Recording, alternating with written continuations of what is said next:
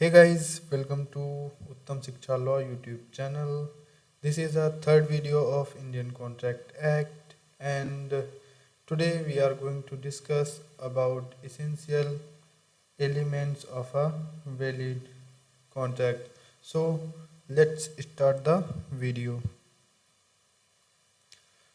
So first essential is two parties. There must be two parties, one can not make contract. जो भी contract है वहाँ पे दो पार्टीज होनी चाहिए, बिकॉज एक पर्सन जो भी है वो कॉन्ट्रैक्ट खुद के साथ नहीं कर सकता, इसीलिए दो पार्टीज होना ज़रूरी है। A contract involves at least two parties, one party making the offer and other party accepting it। जो भी कॉन्ट्रैक्ट है वहाँ पे दो पार्टीज होनी चाहिए, एक ऑफर कर रहा हो और दूसरा उस ऑफर को एक्सेप्ट कर रहा हो। फॉर एग्ज़ाम्पल यहाँ पे मिस्टर ए हैं और यहाँ पे मिस्टर बी हैं। ए offers will you buy my car for 50 lakhs to B, and B accepted this offer, yes I will buy your car for 50 lakhs। So there should be two parties in a contract। Second is intention to create legal relationship। What is intention to create legal relationship?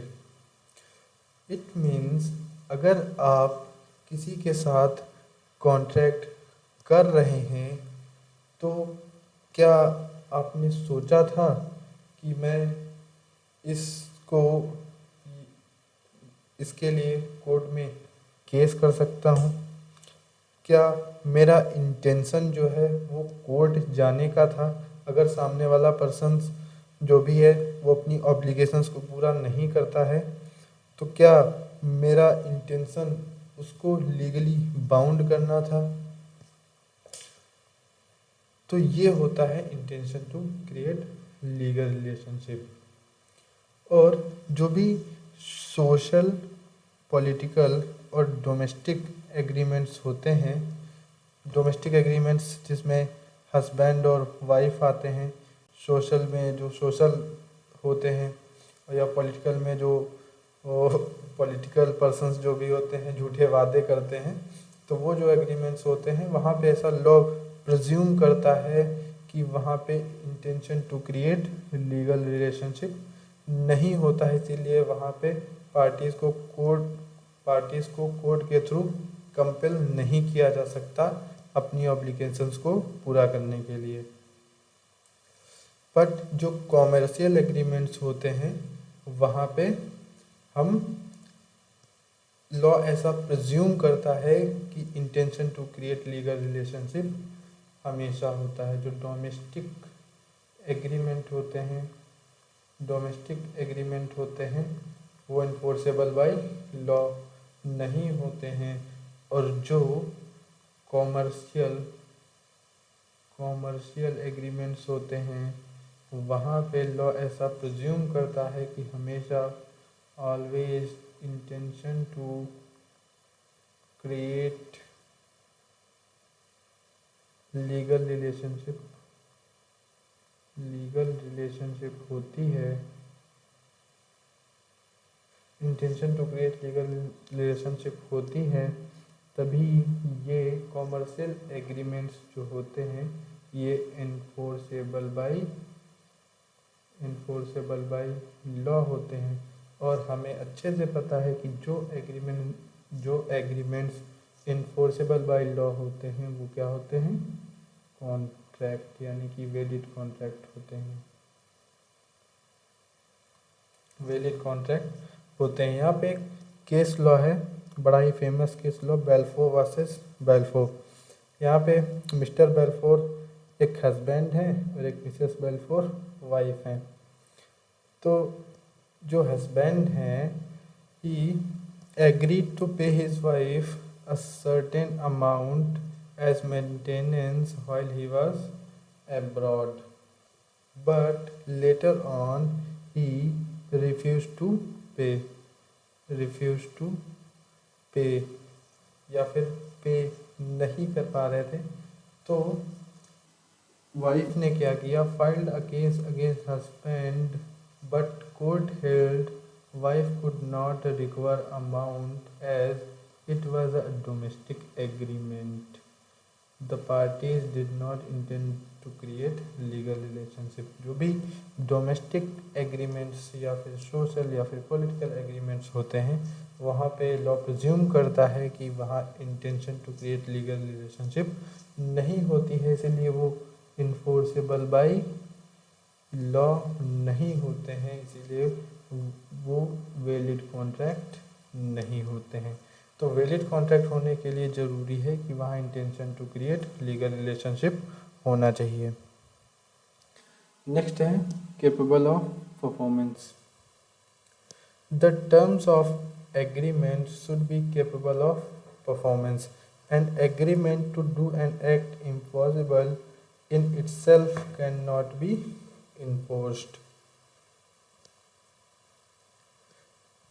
जो भी agreement या फिर जो भी contract हुआ है वो पूरी तरह से कैपेबल ऑफ परफॉर्मेंस होना चाहिए, उसे इन्फोर्स किया जा सकता हो, वो एक्ट इम्पॉसिबल नहीं होना चाहिए। फॉर एग्ज़ाम्पल, ये मिस्टर ए हैं, ये मिस्टर बी हैं। ए offers to be, will you buy my shoes factory at the price of 2 crores?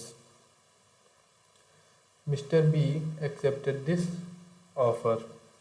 उन्होंने कहा यस, मैं आपकी फैक्ट्री 2 करोड़ को मैं खरीदने के लिए तैयार हूँ। बट ये कॉन्ट्रैक्ट पूरा होता उससे ही पहले यहाँ पे क्या होता है, before complete the contract, factory destroyed by fire, rendering the impossibility of performance is incapability। उससे पहले ही क्या होता है, इस फैक्ट्री में आग लग जाती है, तो क्या हो गया, ये अब जो कॉन्ट्रैक्ट है ये केपेबल ऑफ परफॉर्मेंस नहीं है। तो जो भी कॉन्ट्रैक्ट है वहाँ पे ये इम्पॉर्टेंट होता है कि जो भी कॉन्ट्रैक्ट है वो केपेबल ऑफ परफॉर्मेंस हो। नेक्स्ट है agreement. Agreement, an agreement is an outcome of offer and acceptance. हमें पता है कि प्रॉमिस प्लस कंसिडरेशन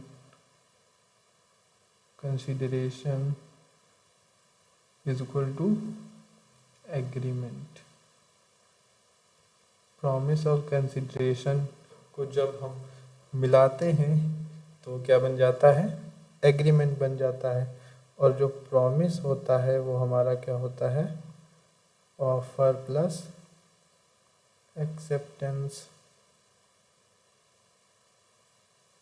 जो प्रॉमिस होता है वो हमारा क्या होता है, ऑफर प्लस एक्सेप्टेंस। तो हम कह सकते हैं offer plus acceptance plus consideration is equal to agreement. For example, ये ए है, ये मिस्टर बी है। A offers to B, will you buy my bike at the price of 50,000। B accepted this offer and buy that bike at giving 50,000 to A. तो ये क्या है, agreement है। तो किसी भी कॉन्ट्रैक्ट को फॉर्म होने के लिए ज़रूरी है वहाँ पे एक एग्रीमेंट, वैलिड एग्रीमेंट होना चाहिए। नेक्स्ट है free consent. Two or more persons are said to be consent when they agree upon the same thing in the same sense. This can be understand as identity of mind in understanding the term which consensus ad idem. Further, such a consent must be free, not caused by coercion and undue influence. अगर कोई भी contract किसी को धमकी देकर या किसी को गन पॉइंट पर लेकर उसे उसकी कंसेंट, यानी कि कंसेंट मीन्स सहमति, कंसेंट मीन्स सहमति, उसकी कंसेंट आपने गन पॉइंट पे रख के या फिर धमकी दे के ली है, तो वो जो कंसेंट होगी उसे हम फ्री कंसेंट नहीं कहेंगे। फॉर एग्जांपल, ये है मिस्टर ए, ये है mister B. A threatens to B to sell his house for 3 lakhs, otherwise I will kill you. B को धमकी दी, बी ने अपनी जान बचाई और एग्री हो गया, इसीलिए भाई साहब रो रहे हैं। एग्री हो गया, कॉन्ट्रैक्ट हो गया, पर ये कॉन्ट्रैक्ट वैलिड नहीं होगा। क्यों? क्योंकि यहाँ पे कंसेंट फ्री नहीं है। कंसेंट तो है, सहमति है, लेकिन ये कंसेंट फ्री नहीं है। तो एक वैलिड कॉन्ट्रैक्ट होने के लिए ज़रूरी है कि वो फ्री कंसेंट होना चाहिए। वैसे भी फ्री कंसेंट एक सेपरेट चैप्टर है, तो उसमें हम ये कोर्शन और अनड्यू इन्फ्लुएंस कवर कर रहे होंगे। फिलहाल कोर्शन जो होता है वो धमकी देना होता है, किसी को थ्रेट करना, किसी को गन पॉइंट पे लेके कुछ भी कॉन्ट्रैक्ट वगैरह करा लेना, तो वो कोर्शन होता है। Next is capacity of parties. Section 11 of the Indian Contract Act specifies that every person is competent to contract who is age of majority, who is sound mind, who is not otherwise disqualified by law। जो person है valid contract करने के लिए क्या होना चाहिए? As of majority होना चाहिए, यानी कि 18+ होना चाहिए। साउंड माइंड होना चाहिए, वो पागल वगैरह नहीं होना चाहिए, और डिस्क्वालिफाइड बाय लॉ नहीं होना चाहिए। सो नेक्स्ट है lawful consideration. Consideration simply means होता है समथिंग इन रिटर्न, जिसको हम क्या कहते हैं लीगल टर्म्स में क्विड प्रो क्यो। Section 23 of Indian contract act states that if consideration or object is not lawful, if it is prohibited by law, defeats the provision of law and fraudulent or involves injury, तो वो क्या होगा? lawful consideration नहीं होगा। तो lawful consideration होना जरूरी है कॉन्ट्रैक्ट में। For example,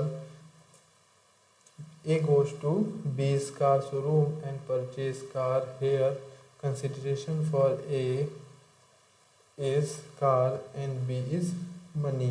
But buying car from money which has been obtained by robbery involves consideration which is not lawful। जो भी रॉबरी से पैसे कमाए गए, किसी से किसी की चोरी कर ली आपने, जाके उसकी कार खरीद ली, तो वो क्या हो गया? वैलिड कॉन्ट्रैक्ट नहीं रह गया। वैलिड कॉन्ट्रैक्ट होने के लिए ज़रूरी है वहाँ पे लॉफुल कंसिडरेशन होना चाहिए। नेक्स्ट है agreement not expressly declared to be void. The agreement entered into must not be which the law declares to be either illegal or void। An illegal agreement is an agreement expressly or impliedly prohibited by law। जो illegal agreements होते हैं वो prohibited by law होते हैं। illegal agreements means अगर मैंने, जैसे ये पर्सन A है और ये पर्सन B है, ए ने कहा कि बी को ऑफ़र दिया कि तू मुझे 50,000 रुपए दे, मैं तुझे गांजा सप्लाई करूँगा, ड्रग्स दूंगा, गांजा दूंगा या ड्रग्स दूंगा। देखिए एग्रीमेंट है, कंसिडरेशन भी है, बट यहाँ पे ये लॉफुल नहीं है। इस तरह ये इलीगल एग्रीमेंट है, ये इलीगल एग्रीमेंट है। जो इलीगल एग्रीमेंट्स होते हैं वो प्रोहिबिटेड बाय लॉ होते हैं। So thank you guys for watching the video. मिलते हैं नेक्स्ट वीडियो में। Till then bye bye, take care.